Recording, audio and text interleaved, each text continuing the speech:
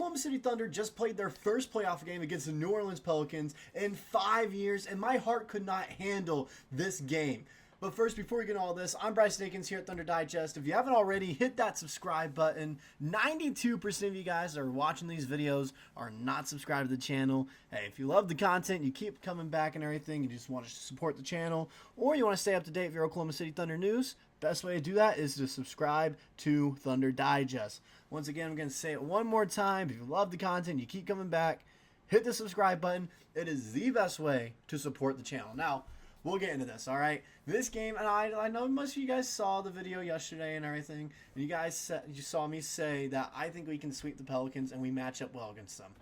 This game, we won 94-92. I'm going to be honest, it was a little bit closer than I thought it would be, but hey, a win's a win, as Shai Gilgeous-Alexander said in the postgame.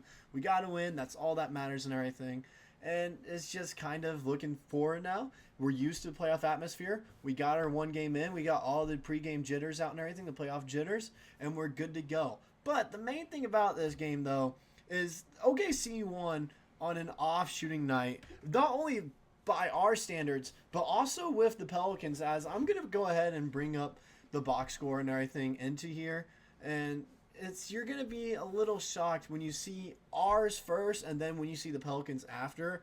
You're going to see our box score and you're going to be like, man, how did we come away with a victory on this kind of shooting? Well, here we are now. Here's our box score. You can see here at the bottom, we shot 43% from the field. Usually we're up in the 55 or 60s. We take good shots. We're efficient. We only take shots we know we can make at a high percentage. But tonight, especially in that first quarter, as I was watching, we were trying to force a lot of shots. And it's the reason we only had 17 points in the first quarter and we went into the half tied. Usually we have around 30 at the end of the first quarter. We're putting up 30 points each quarter. But tonight, we're kind of trying to start off with momentum, creating our own shots, and just taking bad shots. It was horrible shot selections on our part the whole night. And this kind of played into our three-point shooting numbers here. As you can see, 31% from the field three-point shooting wise. And we heated up a little bit later in the game. But the first quarter, it was three ball after three ball after three ball from us. And we weren't making them. I think we only made two in the first quarter. It was not a great shooting night at all. Also, free throw wise, we only shot 13 free throws, but we went 10 for 13 from the line.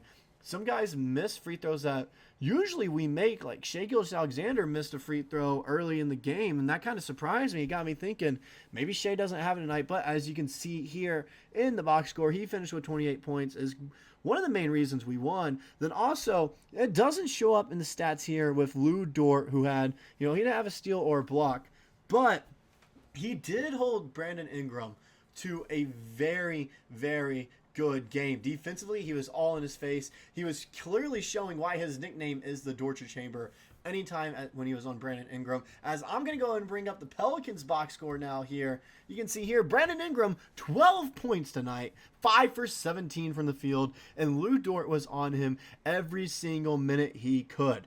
But where we're kind of getting, outshine right now is the rebound category. As you can see, Jonas Valanciunas with 20 rebounds, and we knew this was going to be one of our struggles going into this matchup. And really, for majority of the playoffs, we just don't rebound well as a team. We're not big like that, and so of course, it's not going to be our strongest suit. Jonas Valanciunas finished with 20 rebounds, 11 defensive boards, 9 offensive boards, and Mark Daigneault brought it up earlier in the game and at halftime, and their game plan was kind of to let him get those offensive boards and second chance opportunities. It was kind of the game plan. We're going to sacrifice that as long as CJ McCollum and Brandon Ingram have an off night, and we kind of did.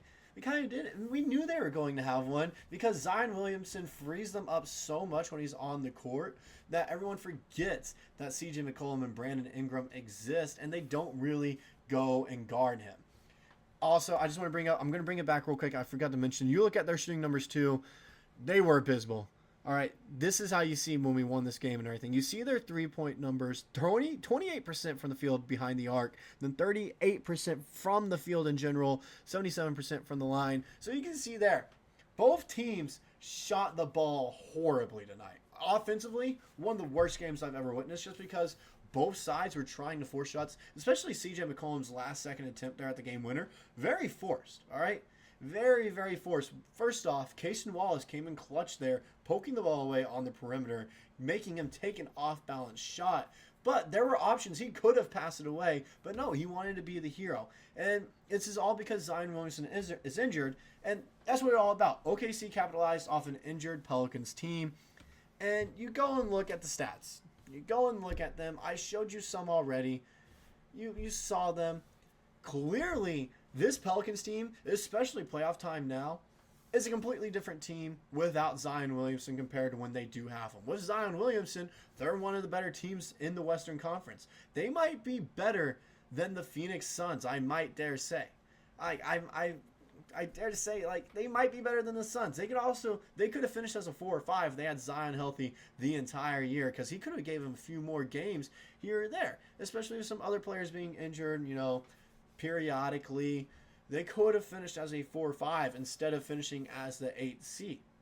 But things happen for a reason, and they did. And you can see here, too, one of the reasons we capitalized is Chet Holmgren, all right? This I found interesting. He's the first rookie to ever record 5 blocks and 2 threes in a playoff game.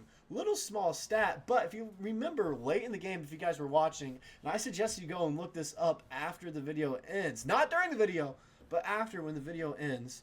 Look up Chet Holmgren's last-minute block against Larry Nance Jr. with, I think, a minute left in the game. That would have gave the Pelicans a lead. 92-92, would have given them the lead, I'm pretty sure. And Chet Holmgren had an insane ball. It looked like there was no chance to get that ball, but somehow he reached up there and blocked it. That was one of the key moments that turned this game around for us. Another key moment was just the defense that was being played on Brandon Ingram the whole time. I brought up Lu Dort. This kind of also shows it a little bit here. 29% from the field for Brandon Ingram. 29%. He couldn't buy a bucket. He couldn't hit water if he fell out of a boat right now. He shot the ball horribly. It was because Lu Dort was in his face the entire time. He wasn't giving him any space. He also caused him to make some offensive fouls, such as push-offs and charging fouls, that really turned the tide of this game at some points when we were down by a decent amount, by 5 or 6. Also, another thing that stood out to me, CJ McCollum, he did decently. He did decently, but 40% from the field, all right, cool. He shot 22 attempts, though. 2 for 9 from 3 is what really sealed the deal with CJ McCollum having a bad game here and really sealed the Pelicans' defeat late in that game because he was just forcing things. He was just forcing up shots. He thought he had to be the man, and there were open opportunities for other Pelicans players that they really didn't capitalize off of, that they could have, that maybe even would have won them the game. OKC also did this a few times. Shai Gilgeous-Alexander at some points was trying to do it all himself. When there were moments, Aaron Wiggins or Isaiah Joe, Lu Dort were open on the wing, ready to shoot the 3 ball. He just wouldn't pass it or give it up because he felt like he had to take it in his own hands. But final thing I want to bring up here, speaking of taking it in their own hands, J-Dub. I'm just bringing up his third quarter stats here, which is when the tide started to change. You can see the Thunder come out on top a little bit here in this playoff game. In 8 minutes, he had 9 points, 4 rebounds, an assist, and a steal there. 4 for 8 from the field, 1 for 2 from behind the arc, 50%, during the third quarter of play. His plus-minus was plus 11. Playing in the third quarter how he did changed the outcome of this entire game. 9 of his 19 points came from that one quarter alone. And he just stepped up. And it's nice to see guys like Jalen Williams finally getting national recognition here in the playoffs for people to actually see how good of a team we have here in Oklahoma City and how good Jalen Williams is along with Chet Holmgren. Lu Dort defensively, once again proving like he's one of the better defensive players in the league. He won't ever win a Defensive Player of the Year award because he doesn't get a ton of steals or blocks a game, but yet he can lock up your team's best offensive player like that. So exactly what he did with Brandon Ingram. CJ McCollum, sure, he scored more points than Brandon Ingram, right? But without Zion Williamson, Brandon Ingram's their best offensive player, and Lu Dort was scheduled to guard him the whole entire time, face guard him, not give him any breathing room. What he did, he limited him 12 points and 29% from the field. So those are the key turning points of this game was Jalen Williams coming in clutch in the second half, especially the third quarter. Shai Gilgeous-Alexander hitting a tough bucket at the end and making some tough buckets throughout the entire game and leading this team to a victory. And then Lu Dort's defense helping the Thunder get a win because there are also some moments he was guarding CJ McCollum on switches and everything.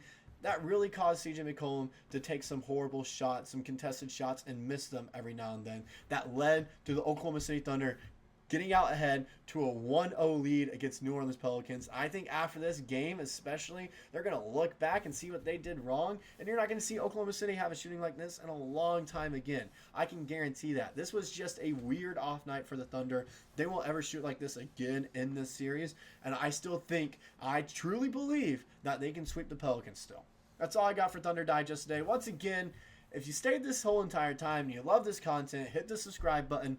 Best way to support the channel and show you love the content. That's all I got for this video. I'll see you guys in the next one tomorrow.